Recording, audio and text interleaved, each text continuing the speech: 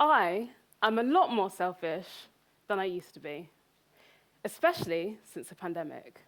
But is that a bad thing? I'm going to share with you today why it's not. I'm a national athlete and triple jumper, a business owner, and I'm very ambitious. When I ask people to describe me, one of their top 3 words is always driven. How many of you have noticed, and I'd like those who can to raise their hand here, how many of you have noticed there has been a lot of talk about well-being over the past few years? Yeah. As you may have noticed, more businesses have integrated well-being into their strategies, and according to the Global Wellness Institute, wellness itself, which includes health, nutrition, fitness, and sleep, is worth up to £2.8 trillion worldwide. So with all this talk of well-being, with all the self-help books and audiobooks, organizational strategies, and focus on work-life balance, you'd expect we'd all be getting along just great, right? Wrong. It is estimated that 1 in 6 adults still report what is termed as a common mental health disorder, such as anxiety, depression, or stress.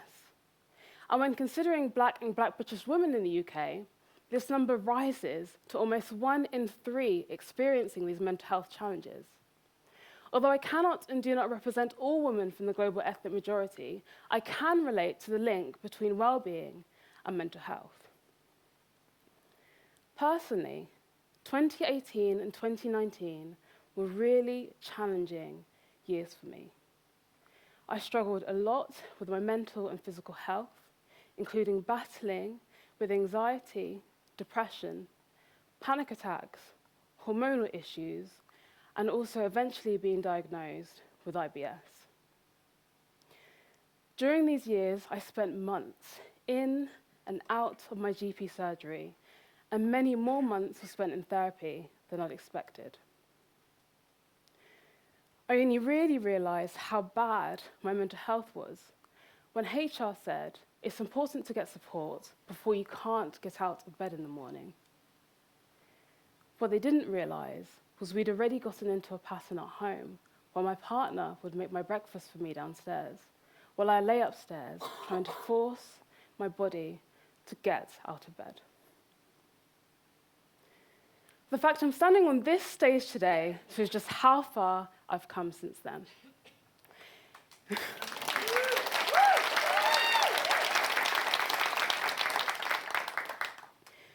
In 2020, despite the ongoing pandemic, I overcame those physical and mental health challenges to have my breakthrough season as an athlete. One of the best moments in my life was winning my first ever national medal in front of my partner and family in the crowd while my friends watched on TV. At the Indian Championships, I stepped onto the runway for my final jump and asked the crowd to clap with me. I ran down the runway, took off of the board, and as soon as I landed, I knew I had jumped a personal best. I had jumped over 13 meters for the first time, rose up to what was then 35 in the UK all-time list, and won the silver medal, which was my first ever national medal in over 15 years competing in athletics.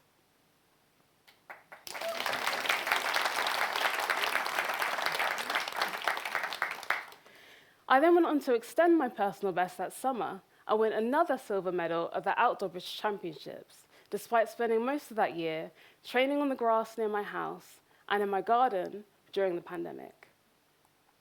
So how did I go from struggling with my physical and mental health to standing on national podiums? I made a lot of changes towards the end of 2019. I changed my diet to get my IBS under control. I resigned from my full-time management job to work part-time, which allowed me to focus more on athletics. I changed my coach and my training setup, and I gave myself permission to focus on my well-being and my health without guilt. But critically, before I did any of this, there was one major psychological shift that I made. Critically, I reframed selfishness as selflessness. Reframing selfishness as selflessness means recognizing that putting yourself and your well-being first has a positive impact, not only on you, but also on those around you. It means recognizing that breaking your own boundaries to please others in the short term hurts you. The bigger picture is that when your long-term health and well-being suffers, you are less able to give, and the impact on others is larger than if you had just prioritized your own well-being in the first place. As with all lessons, you can either learn them the easy way or the hard way. And as my season had gone so well in 2020, by the end of January 2021, I was one of the few athletes in the UK given elite access to train and compete during lockdown. At the Indoor European Trials, I stepped onto the runway for my final jump and asked everyone to clap with me again. I ran down the runway, took off at the board, and as soon as I landed, I knew something was very wrong. I felt a strange heaviness in my foot. At first, I thought I had broken the takeoff board and that it was still attached to my spikes. That wasn't it. I hopped into the sandpit to avoid standing on it, and soon I realized I could not walk at all. I was taken off the track in a wheelchair. Later on in A&E, I learned I had completely ruptured my Achilles tendon. My heel had essentially snapped in two. A few weeks later, an MRI showed I also had a talus bone bruise across the front of my foot, which is a precursor to a fracture.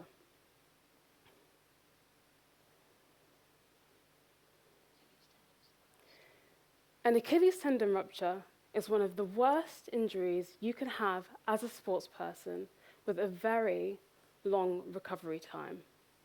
For many athletes, it is career-ending.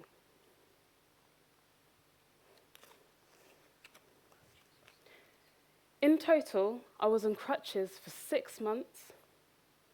I spent time being pushed in a wheelchair by my partner, who essentially became my carer, and I suffered from horrendous fatigue for months.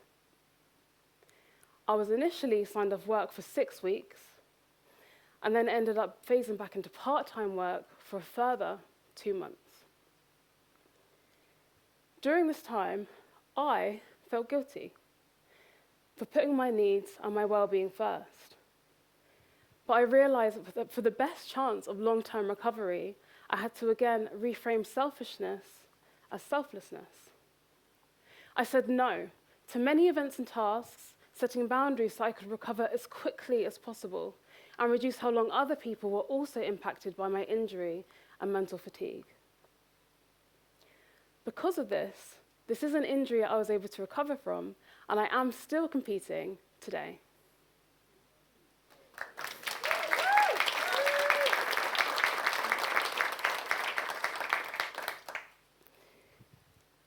I am just one person, and this is just one story of the impact of health and well-being on ourselves and others around us. More broadly, a lot of sickness absence can be prevented through good well-being practices, including hygiene, cleanliness, and ergonomics.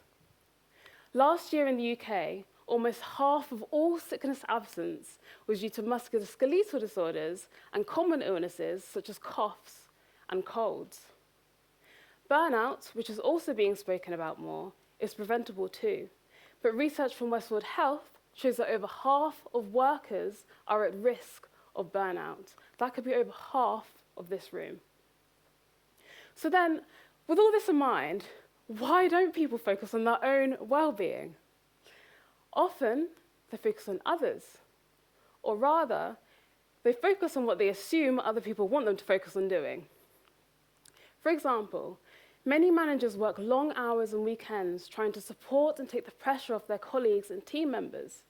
However, often this sends the message to others in the workplace that they should also be working harder and putting their work above all else. Many people stay in jobs and situations they don't even like because they think other people expect them to. However, leaving these situations often inspires others to achieve more than they believed they could. Many people are afraid to say no because they don't want to let others down, socially or at work, despite being exhausted in that capacity. However, setting boundaries and taking time for yourself means that when you do engage with others, you can be more present and also do a better job. Reframing selfishness as selflessness and looking after our well-being enables us to live a longer and healthier life, giving us the best possible chance to connect with each other, both by being physically and mentally well enough to actually connect with each other. It is choosing to live. This is the ultimate act of selflessness. I'm going to make a wild assumption here that most of us have a mobile phone that requires a charger. You can't make a call with no battery.